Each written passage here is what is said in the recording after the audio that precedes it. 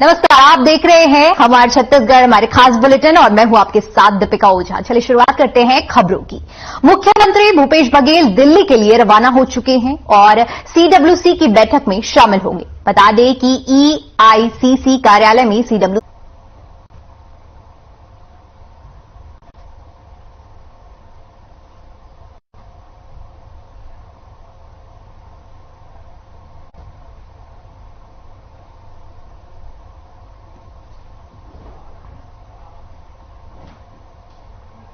वहीं छत्तीसगढ़ में आरक्षण को लेकर मचे घमासान कम होने का नाम नहीं ले जा रहा है। ये मामला जो है वो बढ़ता ही जा रहा है। अनुसूचित जाति के लिए आरक्षण कम करने को लेकर सुप्रीम कोर्ट जाति वर्ग विरोध कर रहे हैं। प्रदेश भर में 3% आरक्षण विरोध में भीम रेजिमेंट संगठन और एससी वर्ग समेत समस्त सामाजिक संगठन लामबंद होने लगी है और पूरे प्रदेश में सड़क पर उतरकर प्रदर्शन कर रहे हैं। भीम रेजिमेंट संगठन कार्यकर्ता रैली निकालकर हाथों में स्लोगन लेकर भूपेश बघेल सरकार के खिलाफ जमकर नारेबाजी की, साथ ही कचहरी चौक में पुतला दहन किया गया। पुतला दहन के दौरान मौजूद रहे पुलिस बल में छीना झपटी हुई।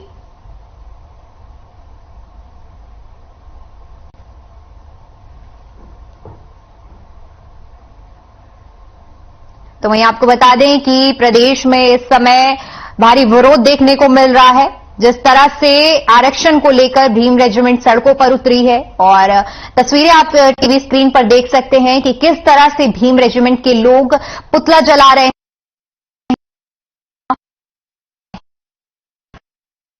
से लोगों में आक्रोश है सरकार के खिलाफ और सड़कों पर उतरकर लोग नारेबाजी कर रहे हैं, विरोध प्रदर्शन कर रहे हैं।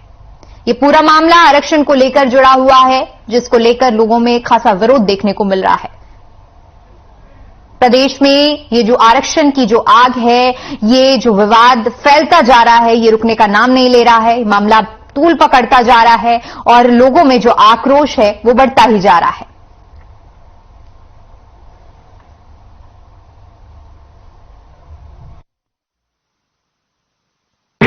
आज जांजगीर के दुकान में अनुसूचित जाति वर्ग को एससी वर्ग को 16% आरक्षण लागू कराने के लिए जांजगीर में पूर्ण आंदोलन किया गया है।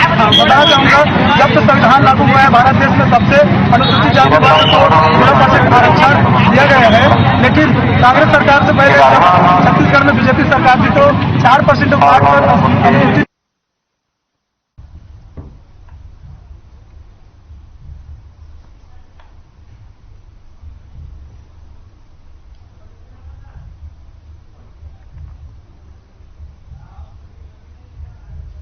वहीं कांग्रेस के प्रदेश मीडिया संचार विभाग के अध्यक्ष सुनील आनंद शुक्ला ने बीजेपी पर निशाना साधा है। उन्होंने निशाना साधते हुए कहा कि बीजेपी जहां विरोधी दल से जीत नहीं पाती तो वहां सीबीआई, ईडी जैसे केंद्रीय सरकारी एजेंसियों को आगे कर देती है। छत्तीसगढ़ में मुख्यमंत्री भूपेश बघेल की लोकप्रियता से डरकर बीजेपी ईडी और सीबीआई का सहारा ले रही है। बीजेपी पश्चिम बंगाल, झारखंड और छत्तीसगढ़ में विरोधी दलों को परेशान करने के लिए ईडी और सीबीआई का सहारा ले रही है।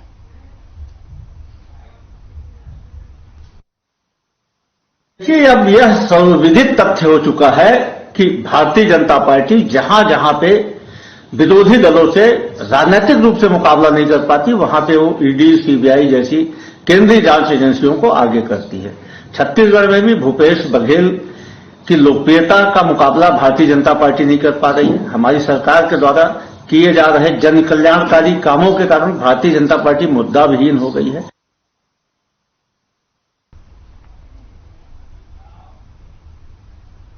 वहीं आज एनसीपी नेता विधायक रोहित पवार की अध्यक्षता में बट्टू बुद्रुक स्थित छत्रपति संभाजी महाराज की समाधि पर आत्मदाह धरना दिया गया। इस मौके पर विधायक सुनील तिंगरे, जयदेव गायवाड़, संदीप क्षीरसागर समेत कई लोग मौजूद रहे।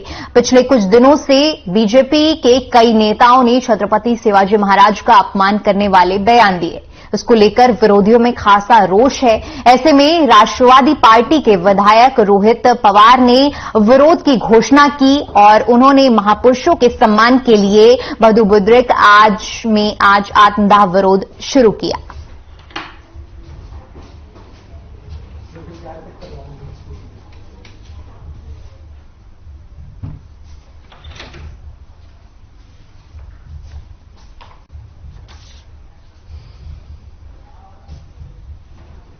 भरतपुर जिले के पहले कलेक्टर के रूप में तैनात हुए पीएस ध्रुव सहज सरल व्यक्तित्व के लिए जाने जाते हैं।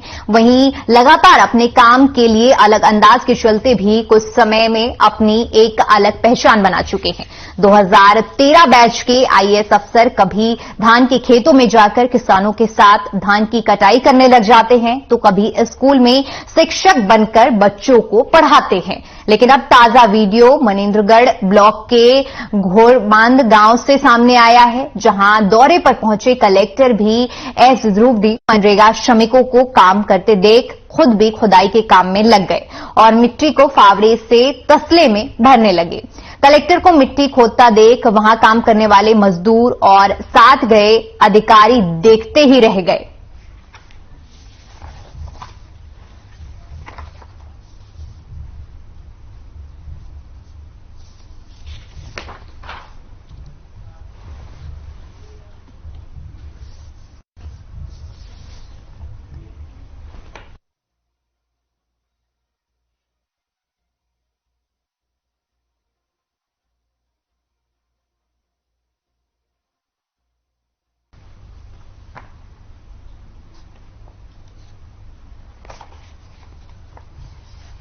तो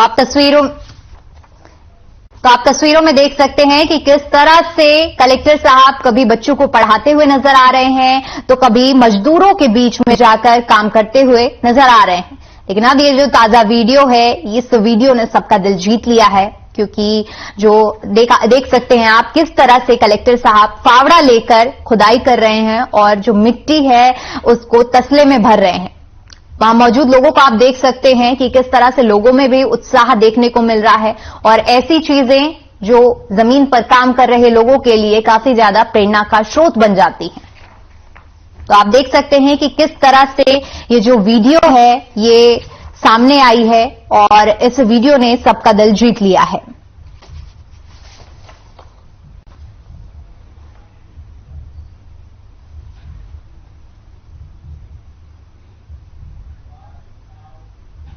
वहीं अगली खबर जांजगीर से है, जहां शराब बंद करवाने में सहयोग करने वाले व्यक्ति की हत्या कर दी गई। बता दें कि हत्या कर छेदीलाल कश्यप फरार हो गया। वहीं जब इस संबंध में शिवरी नारायण थाना प्रभारी रविंद्र अनंत के पास जाकर रिपोर्ट दर्ज कराया गया, तो दूसरी ओर ग्रामीणों ने पुलिस पर आरोप लगाते हुए कहा कि पुलिस मामले की जांच नहीं कर रही है। बता दें कि जांजगीर शराब बंद करवाने को ये जो पूरा मामला था ये पूरा महंगा पड़ गया है और इस मामले में सहयोग पूरा किया गया है हत्या में और ग्रामीणों ने पुलिस पर ही आरोप लगाया है।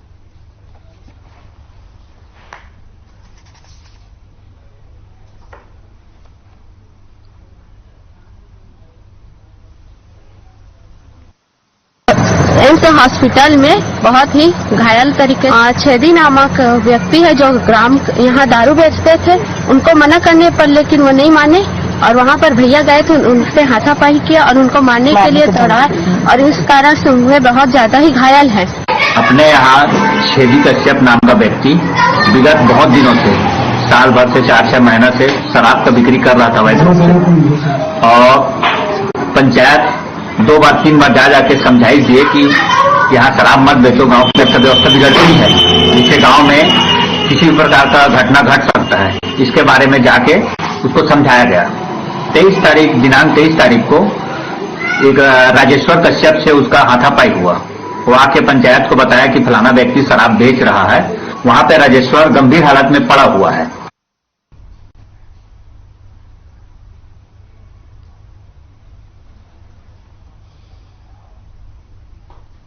वहीं अगली खबर मनेन्द्रगढ़ के वन परिष्कृत काष्ठागार में चल रहे निर्माण कार्य को लेकर है, जहां आरटीआई कार्यकर्ता की ओर से शिकायत किया गया, जिसको लेकर सीसीएफ अंबिकापुर की ओर से कार्य को रोकने की बात कही गई। इस कार्य का कोई असेसमेंट नहीं किया गया, ना ही कोई इंजीनियर की रिपोर्ट है और ना ही कोई निर्माण कार्य का बोर्ड लगाया गया है। उसके बाद भी घटिया निर्माण कार्य कराया जा रहा है, जिसको लेकर आरटीआई कार्यकर्ताओं ने आरोप लगाया है। इस कार्य को लेकर सीसीएफ से शिकायत भी की गई है, जिस पर उन्होंने रोक लगा दिया है। वहीं इस पूरे मामले में वन विभाग के वन मंडल अधिकारी ने कहा कि इस कार्य में कोई भी उच्च अधिकारियों की ओर से निर्देश नहीं दिया गया है। तो आपको बता दें कि ये पूरी खबर मनेन्द्रगढ़ के वन परिक्षेत्र काष्ठागार में चल रहे निर्माण कार्य को लेकर है, जिसमें आरटीआई कार्यकर्ताओं की ओर से शिकायत दर्ज की गई है। आपको बता दें कि पूरा मामला सीसीटी अंबिकापुर की ओर से कार्य को रोकने की इस मामले में बात कही गई है। ऐसा कहा जा रहा है कि इस कार्य में कोई भी असेसमेंट नहीं किया गया है, ना ही कोई इंजीनियर की इस मामले में रिपोर्ट लगी है और ना ही कोई निर्माण कार्य का बोर्ड लगाया गया है। इसके बाद घटिया निर्माण कार्य कराने का भी आरोप लगाया है। तो आपको बता दें कि पूरा मामला आरटीआई कार्यकर्ताओं ने शिकायत की है, जिसको लेकर इस मामले ने तूल पकड़ ली है। लोगों का कहना है कि इस मामले में कोई भी असेसमेंट नहीं हुआ है और ना ही कोई इंजीनियर की रिपोर्ट लगी है और ना ही कोई निर्माण कार्य का बोर्ड लगा है। तो ये पूरा मामला आरटीआई कार्यकर्ताओं की शिकायत को लेकर है और जिसमें वन परिक्षेत्र काष्ठागार के में जो निर्माण चल रहा है उसको लेकर ये शिकायत की गई है। और शिकायत में साफ तौर पर यह कहा गया है कि ये जो निर्माण चल रहा है इसमें कोई भी सही तरीके से इसमें नहीं किया गया है और ना ही रिपोर्ट लगी है, ना ही किसी तरह का बोर्ड है।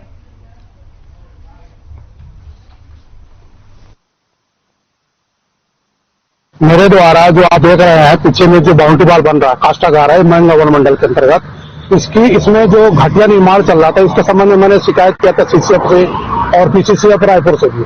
सीसीएफ अंबिकापुर के द्वारा इस कार्य को रोकने का परमिशन भी दिया गया, तो इस कार्य को नहीं होना चाहिए। अगर कार्य होना चाहिए तो इसकी गुणवत्ता सही होनी चाहिए, परंतु डीएफओ मनेन्द्रगढ़ के द्वारा और रेंजर मनेन्द्रगढ़ के द्वारा इस कार्य को अत्यंत घटिया तरीके से कराया जा रहा है। ना तो इसका एस्टिमेट है, वो तो मुख्यालय से ही स्वीकृत हुआ है, करीब 55 के आसपास का है, तो उसको जो दर निर्धारित है उसके हिसाब से उसको बनाया जा रहा है। उसमें प्रॉपर एसडीओ साहब उसको डेमोन्स्ट्रेशन दिए हैं कि बनाना कैसा है, उसके हिसाब से बन रहा है।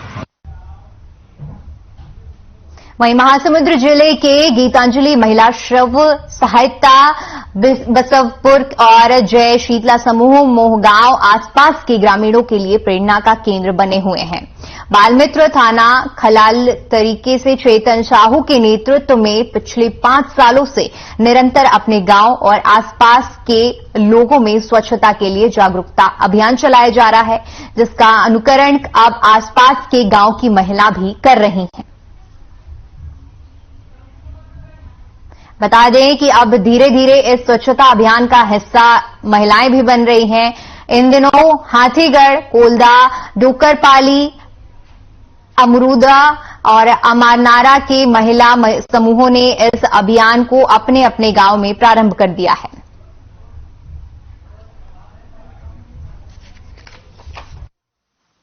गीतांजलि महिला समूह के अध्यक्ष हूँ। हम सब बहनी मिल के साफ सफाई स्वच्छता अभियान चल रहा था और हमारे गाँव मस्त जागरूक होते और वे आसपास के गाँव के मन हम लोग के सब अपन अभियान चल। और हम लोग विगत 5-7 साल से यह स्वच्छता अभियान चला रहे हैं और हमारे इस महाअभियान को देखकर आज इस गांव के आसपास 5-7 गांव भी जागरूक हो गए हैं और उन्होंने भी स्वच्छता अभियान अपनाया है। और प्रत्येक रविवार को हम लोग अलग अलग जगहों में जाकर के स्वच्छता अभियान चलाते हैं और गांव को स्वच्छ बनाने में और स्वच्छ बनाने की दिशा में कार्य कर रहे हैं। 5-6 साल से महिला गीतांजलि समूह गांव की साफ सफाई जगह जगह करते हैं और आसपास के गांव वाले भी जागरूक करते और एक उद्देश्य है बहुत अच्छा लगा था हमारे गांव वाला मल्ला भी।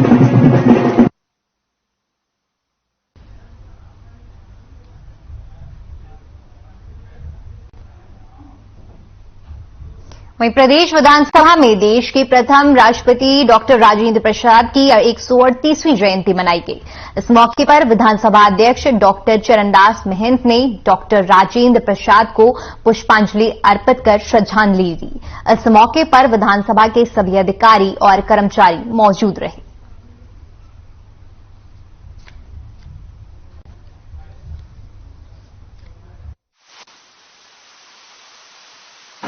डॉक्टर राजेंद्र प्रसाद जी की जयंती है। हमारे प्रथम राष्ट्रपति जी रहे और स्वतंत्रता संग्राम में उन्होंने भागीदारी ली। उनकी सहिष्णुता, उनका देश के प्रति एक करने की भावना और पूरे देश को प्रेम से सराबोर करने की जो विशेष उनकी चिंता रही है।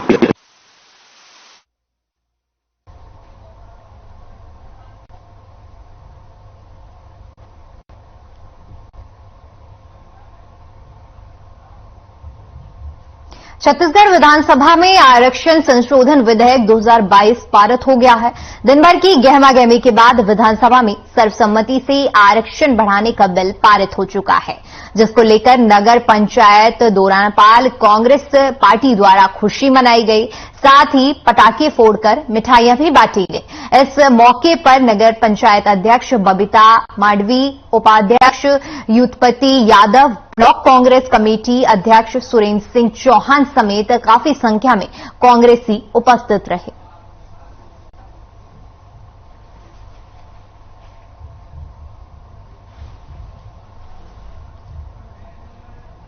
तो आपको बता दें कि प्रदेश में आरक्षण संशोधन विधेयक 2022 पारित हो चुका है और इस विधेयक को पास होने के दौरान विधानसभा में काफी ज्यादा गहमागहमी देखने को मिली, लेकिन ये जो विधेयक है ये सर्वसम्मति से पास हो चुका है, बिल पारित हो चुका है। तो आपको बता दें कि आरक्षण विधेयक 2022 छत्तीसगढ़ विधानसभा में पारित हो चुका है और दिन भर की गहमागहमी के बीच ये जो विधेयक था ये पारित होने के बाद अब पूरा मामला जो है ये आपको बता दें कि खुशियों से मिठाइयां बांटी गई हैं इस विधेयक के पास होने के बाद और कांग्रेस कार्यकर्ताओं में खासा उत्साह देखने को मिला।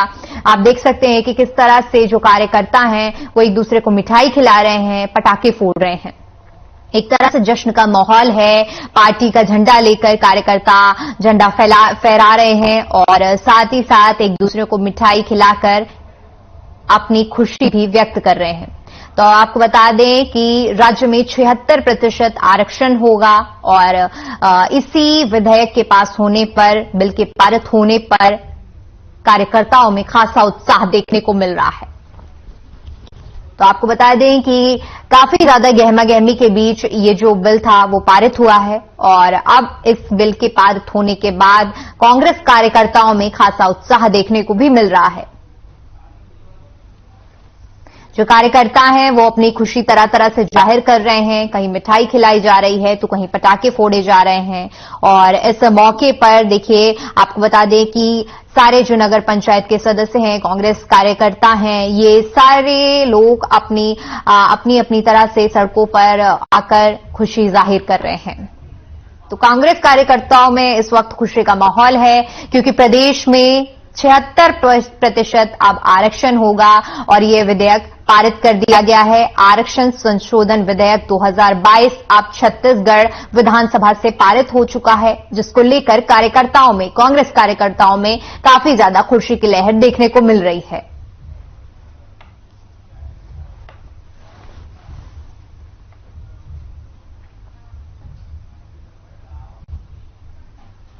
छत्तीसगढ़ विधानसभा ने अनुसूचित जाति, जनजाति, अन्य पिछड़ा वर्ग और सामान्य वर्ग के गरीबों को आरक्षण देने वाले हैं। 2 नए विधेयक को सर्वसम्मति से पारित किया गया है। इन बिलों को अब राज्यपाल के पास भेज दिया गया है। उनके हस्ताक्षर के बाद विधेयक अधिनियम बन जाएगा।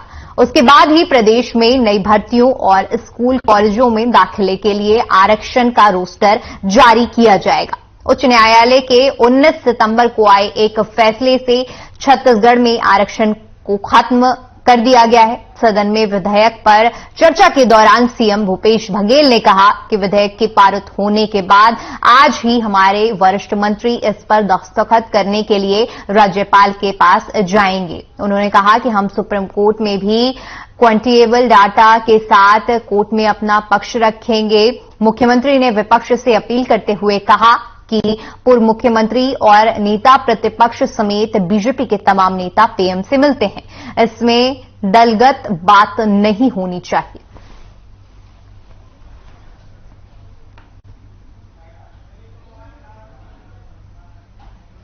चलिए, फिलहाल के लिए इस बुलेटिन में इतना ही। देश और दुनिया की तमाम खबरों के लिए देखते रहिए। धन्यवाद।